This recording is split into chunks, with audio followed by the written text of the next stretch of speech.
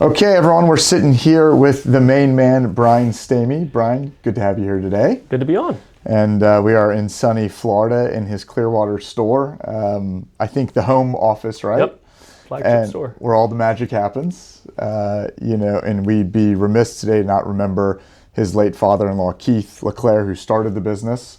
And it's being carried on now by the rest of the family. Brian's kind of sitting here today to talk about a little bit about International Diamond Center, how it came about. Maybe you can tell people, what's the secret sauce. Don't give away too many secrets, obviously, to the competition out there. We know you're watching, but, talk about being in a family business, entering into it from the outside. Maybe you can talk a little bit about your wife, kind of getting a little bit of her perspective on growing up in a family business and what makes a jewelry family business special. Well, I'll start with where you ended. I think what makes any family business special is that the family works together, and you've got to find a way. It's not always easy.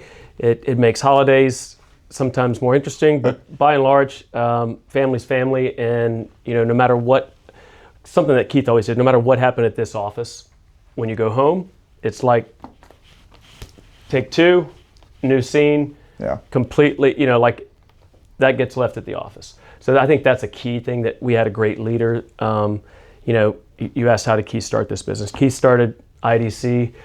He started off on the wholesale side back in 1981. But when he started retail, he was selling cars. He was selling bullion to a bunch of doctors and lawyers in the Tampa Bay area, and didn't really like selling cars, even though he was pretty good at it. Yeah. So guy came in and said, hey, you should sell bullion. So we started selling bullion, and then that led to an introduction to Johnson Matthey. At that time in the early 80s was primary gold distributor, not only for bullion, but for chain. And not to interrupt, but just for everyone out there, gold bullion, what is that? What constitutes bullion? Coins, ingots, you could call them bars, but just, your traditional, in gold, obviously 1 ounce. Back then he was doing kilos, and then also 400 ounce bars. What's a kilo going for today?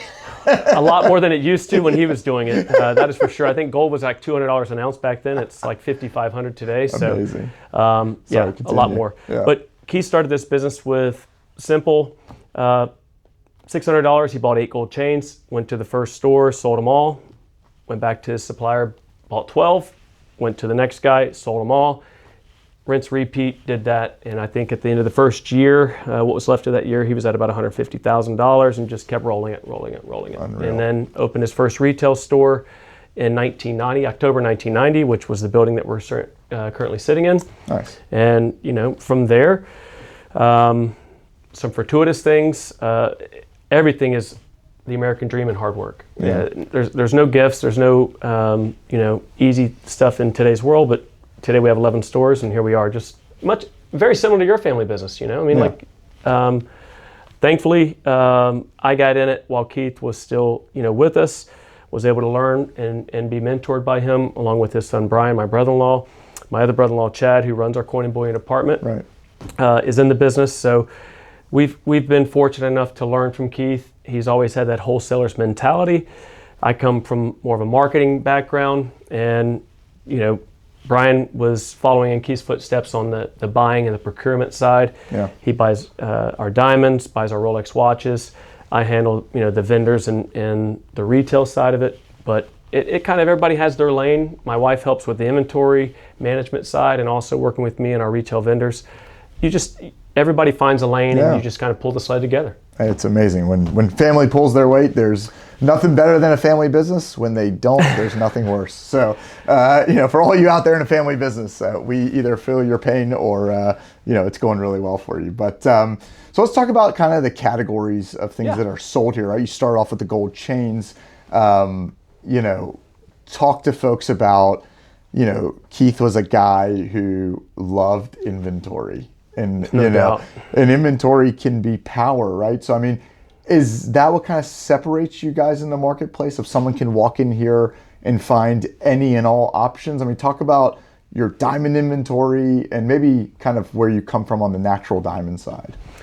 Well, obviously, with Keith getting his start buying alluvial rough from miners down in Brazil, He had cutting facilities throughout the Caribbean. So the passion was always there for the diamond side of it. Yeah. He cut his teeth in the business on the manufacturing side. He was doing line bracelets for Walmart, HSN, Zales. He was fulfilling those for a company called Fabricant, which those in our industry, they were the first $1 billion company in our industry, and everybody, it's a big, small industry. So you're one person removed from somebody that worked from Fabricant. But he started off on the manufacturing side. So today, we still have a very large loose, natural loose selection. Keith is an inventory hound. He's never been, seen a deal he didn't like or one he couldn't create.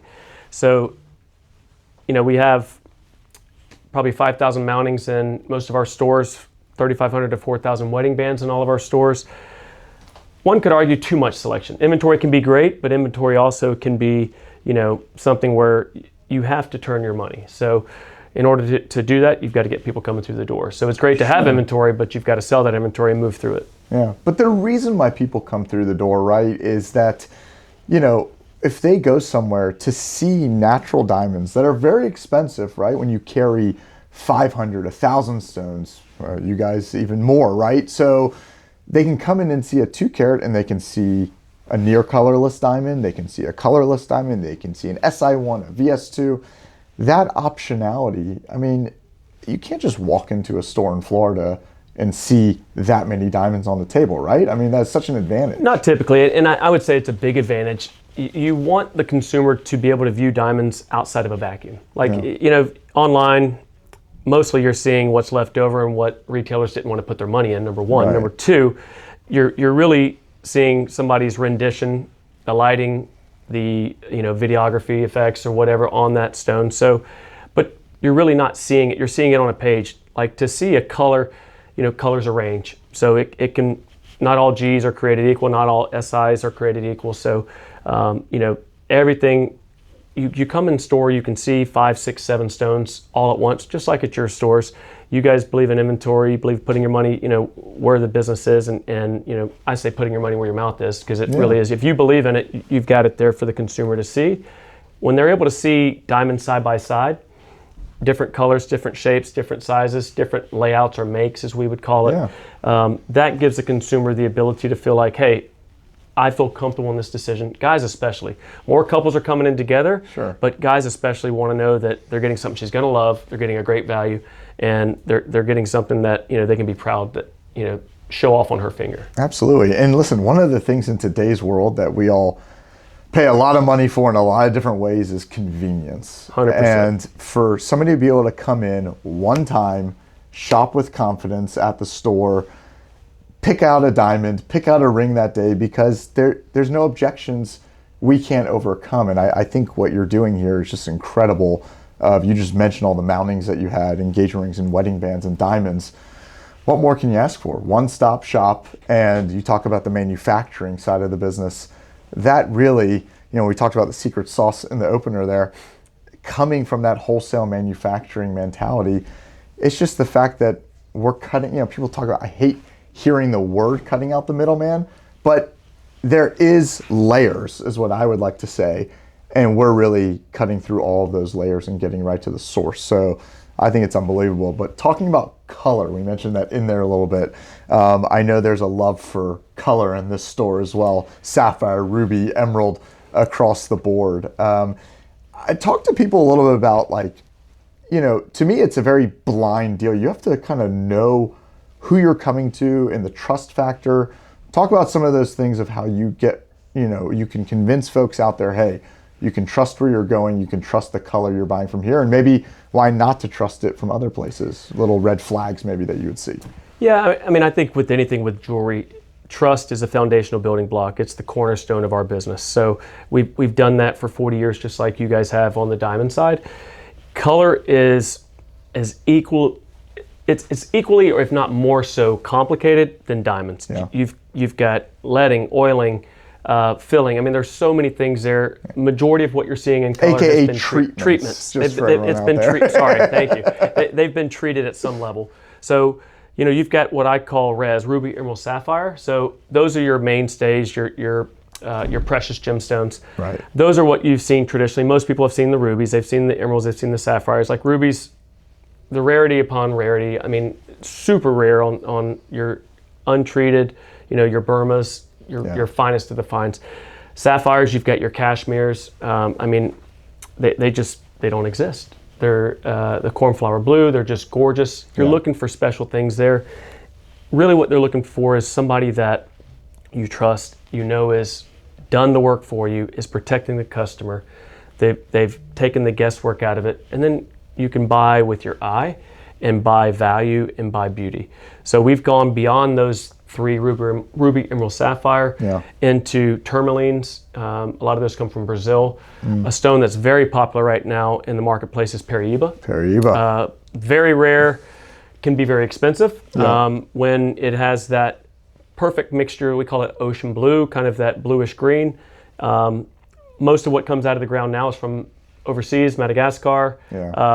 So such a pretty color, though. For those out there, look up the Paraíba. It is gorgeous, stunning gorgeous stuff. So, so let's talk a little bit more about the treatment, though, because I think that's the number one red flag, right, of color, is that you got to be careful where you're going and who you're buying from, and you just want to ask the question. And if the jeweler's not willing to answer the question quickly, then they're hiding something. And I think that's the number one thing to be weary of.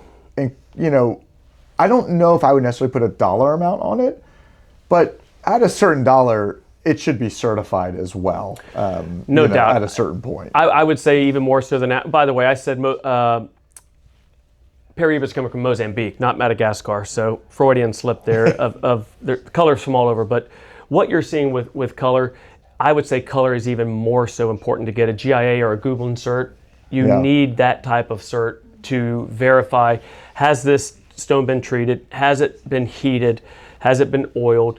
A lot of people out there that if you don't know where the sourcing of that stone's coming from, it could have leading. You have to have a grading report with color. I would only recommend GIA or Googlin. Those are the top two that we utilize. HRD was one, but still respectable. But what you're seeing is just the market for color is going. It's becoming more and more rare. Spinels are something that is huge right now. Red spinels. In fact, one of the princess jewels was the queen's jewels. The black, I think it's called the Black Ruby Princess, was really a red spinel. So they thought for years it was a ruby, but it was a spinel. But it could be 50,000 a carat. It could be 100,000 a carat. I mean, we're talking super, super rare gemstones. That's incredible. Blue spinel even more so. Yeah. No, amazing. So again, for everyone out there, we are not saying don't buy treated color. We are saying know that it's treated, know what treatments are in there, and make sure you're buying from a reputable source so you're not paying for something that's saying something else. And that's most important, I think. There's so many more variables to color. You have to have a grading report with it. That's a reputable grading report. Read the grading report, look at it, and go to a jeweler that you trust and know that has been there for years, has been in this particular field for years. Color is something that is going to grow more and more and more. You're seeing some of your online influencers bring color to the forefront, and I mean, nobody used to talk about speens. They're not traditionally because of their hardness in rings, but you see them in pendants, earrings, stuff like that, because they have that demontoid from Russia. We're seeing some of those really beautiful stuff coming out. He's throwing out all the stops today. Oh, I mean, Tsavorite, spessartite. Don't get me. I mean, garnets. Everybody thinks. Well, Tsavorite's one of my favorite. It's a garnet stone. Spessartite. I'm a gator. I know you're a bulldog, but you get some of your. I'm not mixing it with orange and blue over here, but we'll get you there. I'll take one color at a time. We'll get you there. We'll call it Georgia Tech Blue. There you go. So Brian, let's move on to kind of the geographic area that you cover. You cover a lot of Florida over here. Sure. You've got 11 stores going. You are making, we're not going to let any numbers here, but millions and millions of dollars of sales. And, we're blessed to be on the forefront of seeing kind of what people are buying, what people are into. We're following the trends closely. Talk about what's trending, and then also being a small business owner, quote unquote, in a family business, how quickly we can react to these trends. I think that's one of our biggest advantages is being, we're not a chain, we're not a corporation. We are family owned and operated, but we're kind of the sweet spot right in the middle. Yeah. That allows us to adapt quickly to trends. The market changes. When Taylor Swift got engaged, you all of a sudden saw elongated cushions, the old style cushions. My old minor cuts right now are super hot. So, your Dutch marquees we're starting to see. Obviously the trend is and has been, lab grown is a reality in today's marketplace. 50% of consumers are choosing to purchase a lab. Yeah. We now sell natural diamonds and lab. So again, we've had to adapt. That is something where we've always only sold natural. You have to go where the marketplace is going. Sure. You have to. There's no reason for me to tell customers, hey, I don't have what you need here at IDC after telling them for 35, 40 years, everything you need is right in these four walls. Right. So we offer lab now, and we do it so that the customer doesn't have to go anywhere else. Right. So lab is something that we're starting to see more in jewelry, fine jewelry, finished jewelry. So we're starting to see lab in that, lab with loose. People are becoming more accustomed to lab, and I think what we're seeing is lab is the new bridge jewelry. What I mean by that is like it's the entry into fine jewelry. Right. So I think it has its place. I don't think it's ever going to go away. I think it will, you'll have lab that's loose. You'll have lab that's in the entry level in the finishing side. Right. You'll have your natural finished and you'll have your natural loose. But we're seeing color we talked about. Yeah. And interesting seeing that you talk about that bridge jewelry. Yeah. Very interesting to see a lot of these young girls. I'm talking about from 12 years old all the way going up. I mean, you are seeing, wrists just covered with stackable bracelets of all kinds, no free ads out there, but E. Newton doing really well out there of like, my twin nieces are 13 and they're just covered with the stuff, and all the way going up to college age, everyone seems to be wearing jewelry. I love seeing it. Obviously, it's great for us for the future, but I definitely think you're onto something there of that bridge jewelry, quote unquote, of that college age girl. It's a pull forward. It's pulling younger consumers into the market where it used to be, the self-purchasers were like 25 and up. Now you're starting to see, like you said, high school, you're starting to see it bridge that gap between the two. Which I think is pretty cool. Any colors that are particularly popular right now in the jewelry here in Florida? Florida is as hip as we like to think we are, is typically behind the fashion trend. I mean, like marquees came to the state of Florida pretty late after, was it Ariana Grande or Selena Gomez? The marquee, one of those two. I'm not up on my hip hop me either, so forgive me if that's incorrect. But hip hop. They, probably not. Producer Nick is saying no. We're behind the trend. So we're seeing, marquees making what's old is new again. Yeah. You're seeing. Any yellow gold in this market? Yellow gold is hot. Yellow gold, both in bridal and in fine jewelry, we're seeing yellow gold has been trending for several years, but bridal we're really seeing, I would say it's probably 50-50 yellow gold to white gold in your bridal. Isn't that is what unbelievable? We're seeing. I mean, who would have thought it? Halos are a thing of the past. Yeah, I was going to say, we went all the way from white gold only halos to solitaire yellow gold. We're starting to see a little bit more of the classics. So yellow gold, solitaire-esque, but diamonds down the shank. Yeah. We're starting to see that coming back. So you're starting to see what I call like an illusion halo. So it's underneath the bottom part of the stone. Yeah. Where you can see it from the side, you can see it from the top, but it's really, giving kind of a different look. That's awesome. All of that stuff is trends come and go, but halos I think are gone for a while. But you're on top of it. I mean, you can really move you have to be on a dime, which you have to be, which is pretty awesome. So talk about some initiatives that you guys have taken on, whether they're philanthropic, whether it's with sports teams. Talk a little bit about your marketing here in the area, and then also just stuff that you like to get involved with and the family likes to get involved with. Well, as we discussed, I'm a Gator. My brother-in-law played baseball at UF, so we're the official jeweler of the Florida Gators. We're the official jeweler of the Orlando Magic. We have a partnership with, actually, no, we don't. So we'll have to scratch that, Nick. We used to have one with Georgia Southern, but do we have any others? UCF. Duh, that tells you how much I Down am. the street, maybe. We have a partnership with University of Central Florida, the Knights in Orlando, right down the road.